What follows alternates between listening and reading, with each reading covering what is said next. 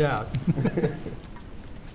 Yes. Cal, you called this, for months, saying, "Hey, we're going to have some early season struggles. You better believe me." What's the next part then? I mean, after you call this, you said, "What's the next part?" How do you guys sort of grow from the stuff that you? Well, the one thing is, you see now why I didn't want to go to Maui. That this team was too young to go and play 7 games and 5 of them away from home, and now 8 games and 6 of them away from home. We're too young a team. But the good news is our areas that we need to get better at within the team, and then it's how we play, are very easy to see. And so, a lot of what we're doing right now is individually and as groups, talking about how we have to be, talking about trust, having respect for each other's games, understanding that a month from now is not what we're going to look like, and that, figuring out how we play at the end of a game. I talked to him about trust.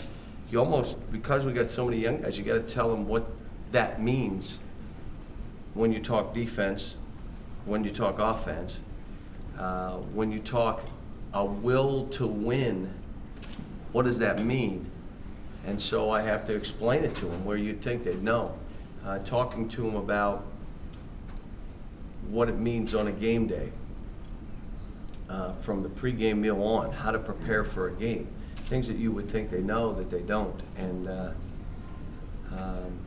like I said, we're a young team, but we've got the pieces we need to do well. And but to play a senior-oriented team like Notre Dame's going to be a hard challenge. I mean, it's talking 5 seniors who have been through the wars, played on that floor more than my guys. So it'll be a tough challenge for us. Terrence is not used to struggling, so it's a new experience for him. How do you get his head back in? Well, I think again, he learned a great lesson about preparation. Learned a great lesson, and the thing I keep saying to these guys, as long as you accept where we are, you can change. If you're not going to accept where we are and what we have to get better at, and you have an excuse for everything, you're never going to get better. You can't change it. You can't make adjustments. So I think he'll be fine. I think that was one of those games that he learned from. He didn't do a real good job of preparing to play. And from the beginning of the game, never got into the game. Was never emotionally connected to the game and had there was no sense of urgency the entire game. And what you say to guys, how you usually start, it's how you finish. It's just hard. If you haven't done anything up until game time to get ready for a game, if you think, all right, I'll turn it on 5 minutes in. That's high school. I'll do it in the 3rd quarter. Second half, I'll be ready. No, it just doesn't work that way. And so it was a great lesson for him. Cal, you came in with some ideas of playing more and maybe higher profile games in Louisville. How do you look at the games you're going to play there now down the road? How do you look at playing in Louisville? You know what? I haven't spent any time thinking of it, to be honest with you. John, what was that preparation supposed to look like this past week for Terrence? Well, you get up for a pregame meal, and from that moment on, everything you're doing is geared toward getting you ready for a game. Everything. You don't go back to sleep. Everything you do is here. I'm going to get myself ready. Sometimes you're thinking too much of the game, so you put some earphones on and listen to some music to calm yourself down. But whatever you do, there's one purpose: getting ready for this ball game today. What I tell them, if you're a little tired from a half hour after the game until the next day in the afternoon, you never have to leave your bed. You sleep the whole time. But between that meal and that game, you're getting ready for that game, because that's the and you owe it to your team. Your team's got to trust that you're going to do this. You got to be responsible to each other, and they're all learning this. We're not yet playing for each other. We're still kind of playing, and there are spurts that we look good, but we're not playing for each other yet, and that's what we got to crack and get through. But this was us a year ago. People forget John Walt was turning the ball over 5-6 times a game. I can remember DeMarcus Cousins in Stanford. I can remember watching DeMarcus Cousins against North Carolina, which I watched on the tape. He was awful. These guys are young. The difference is we don't have as many guys. The North Carolina game, the amazing thing with it, we should have and could have won the game. And Terrence was 3 for 17 in the no-show. What? Brandon had 6 turnovers. What? And we still had our chances, up 1 with 1:46, and then foul and let a kid catch it. And, I mean, it was stuff that, again, the will to win, and you know, we're not quite there yet. The fact that they were that close in that environment, what does it say about their mental toughness? I don't know yet. I don't know. I thought we should have won the game, especially after I watched the tape. You watch it again, and you know, we had 2 stretches, 25-17. We had 4 possessions in a row. Everybody broke it off and did their own thing. So now it's 26-25. We're up 57-51. The same thing happened again. We all broke it down. I'm going to get mine. I'm going to do this. And then all of a sudden, we're in a tie ball game.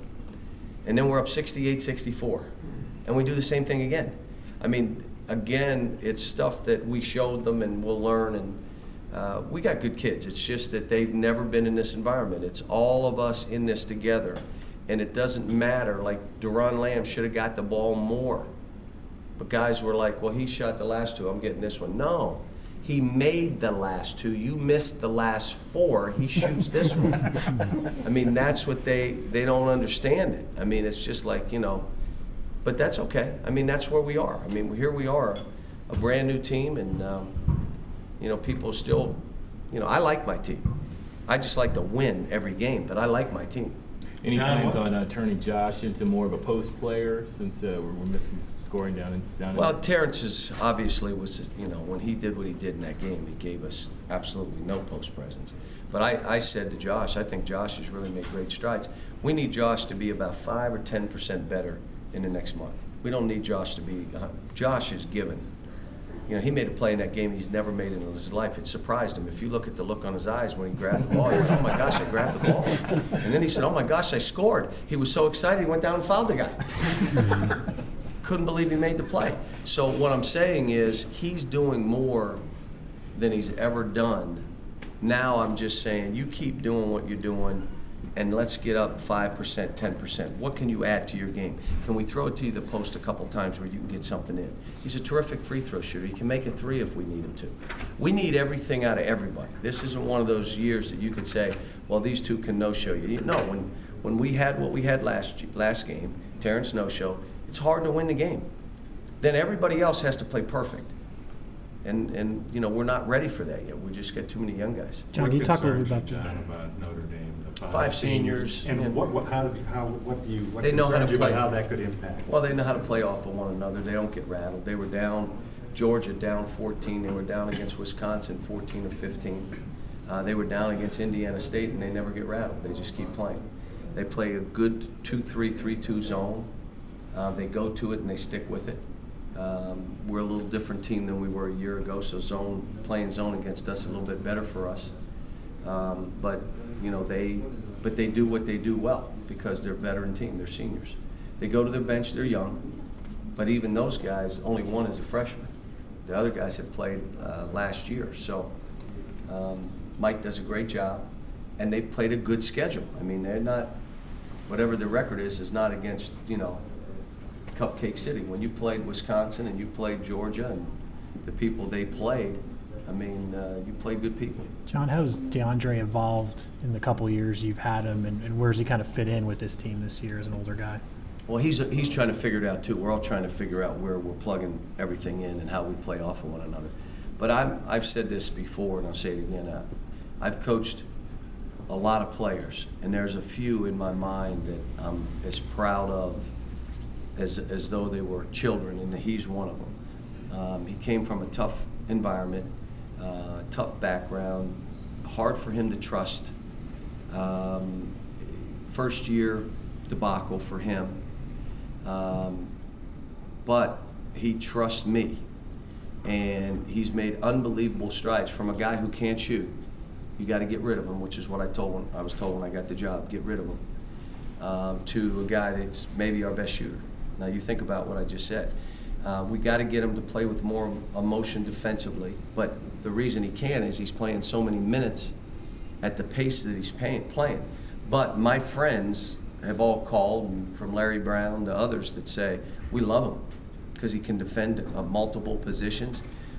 He can make shots, and got to get him, again, the trust factor for him is a hard one. You know, to trust our team, to trust a coaching staff, and he's got to talk more. He's got to be more verbal. He's got to be more connected to his teammates. Right now, it's kind of our team, and not just him. You got this guy, that guy, that guy, that guy, and DeAndre. That's our team versus this. And it's a hard thing for him to give up, you know, sacrifice and bring it together. But I'm proud of him. He's for us to have the kind of year we're going to have, he's a big part of it.